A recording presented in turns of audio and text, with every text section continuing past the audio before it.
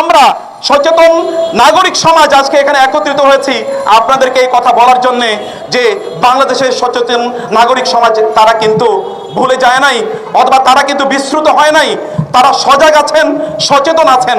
সেই কারণে এখানে আমাদের মূল বক্তব্য হচ্ছে সেটি, তাহলে শিক্ষাকে সংস্কার করার জন্য, পরিমার্জন করার জন্য যে কমিটি গঠন করা হয়েছে, শাহবাগী চেতনাধারীরা এই কমিটিতে কিভাবে স্থান পেল সেটাই তো আমাদের বিষয়ের বিষয়। যেই বাংলাদেশ তৌহিদি জনতার রক্তের উপর তৈরি করে স্বাধীন হয়েছে, সেখানে তৌহিদি চেতনাধারী যারা নয়, যাদের বিদ্বেষী তারা কি এখানে স্থান পেল? আমরা এটা বিশ্ব প্রকাশের সাথে সাথে আমরা যারা এখন রাষ্ট্র পরিচালনা করছেন তাদেরকে বলবো যে তাদেরকে অবশ্যই এই কমিটি থেকে তাদেরকে অবশ্যই বহিষ্কার করতে হবে। এখানে আমরা সামিয়া লুৎফা এবং কামরুল হাসান মামুন সহ অন্যান্য যাদের নাম এখানে উচ্চারিত হয়েছে, বিশেষ করে এই দুইজন, তাদেরকে অবিলম্বে 36 ঘন্টার মধ্যে তাদেরকে অবশ্যই এখান থেকে বহিষ্কার করতে হবে। এবং এখানে তার বিপরীতে বরং দুইজন ইসলামিক স্কলারকে, যারা ইসলামী শিক্ষাবিদ, যারা ওলামায়ে কেরামদেরকে রিপ্রেজেন্ট করেন, যারা এলেম বুঝেন, যারা মানুষের শিক্ষাকে যারা বুঝেন, তাদের এরকম দুইজনকে এখানে অবশ্যই অন্তর্ভুক্ত করতে হবে।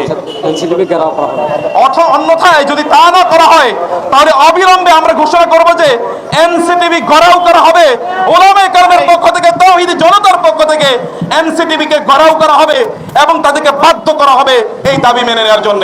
গত 5ই আগস্ট এই স্বৈরাচারের পতন হওয়ার পর নতুনভাবে সেই শিক্ষা সিলেবাসকে সংশোধন করার যে কমিটি করা হয়েছে, সেই তার মধ্যে আমরা ভূত দেখতে পেয়েছি। সুতরাং এই নাস্তিকদেরকে আমাদের এই শিক্ষা কমিশন, শিক্ষার সংস্কারের যে দায়িত্ব দেওয়া হয়েছে, তাদেরকে অপসারণ করতে হবে। 2010 শিক্ষা কমিশনকে বাতিল করতে হবে, 2021 শিক্ষা কমিশনকে বাতিল করতে হবে এবং কমপক্ষে 2 জন আলেম এবং বাকি যাদেরকে নেওয়া হবে তারাও ধর্মপ্রাণ হতে হবে। যদি শাহবাগীরা মনে করে আগের মতো হাঁসের মতো প্যাক করবে, এই বাংলাদেশে প্যাক সব শেষ হয়ে গেছে, টিডিং আর বাংলাদেশে চলবে না, ঠিক কিনা? আগামী 36 ঘন্টার মধ্যে যদি ওই নাস্তিকদেরকে পরিবর্তন করা না হয়, তাহলে মনে রাখতে হবে এই বাংলাদেশে আর একটা বিপ্লব হয়ে যাবে, কতক্ষণ, ঠিক কিনা?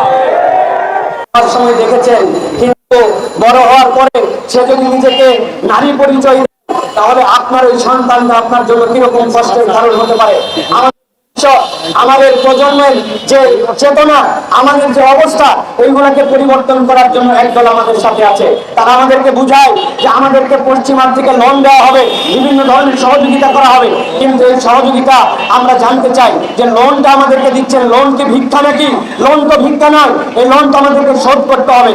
লোন দেওয়ার নামে আপনাদের আপনাদের যেই সকল ধসে পড়া আপনাদের সমাজ ব্যবস্থা, সেটি আমাদের উপরে চাপায় দিবেন আর আমরা চুপ করে বসে থাকবো, এটা সম্ভব নয়। 2011 সাল, 2000 সব শেষে 2021 সালে যে শিক্ষা কার্যক্রম, শিক্ষানীতি জাতির ঘাড়ে চাপিয়ে দিয়ে ধর্ম বিমুখ, ইসলাম বিরোধী, কোরআন বিরোধী, সরাসরি মানুষকে নাস্তিক করার যে শিক্ষানীতি চাপিয়ে দেওয়া হয়েছে, এই শিক্ষানীতি সংশোধনের জন্য আমরা সরকারের কাছে আগেও দাবি জানিয়েছি, আবারও দাবি জানাতে চাই, অবশ্যই সংশোধন করতে হবে এবং 2025 সালে পতিত সরকারের কোনো বই আমাদের ছাত্ররা পড়বে না।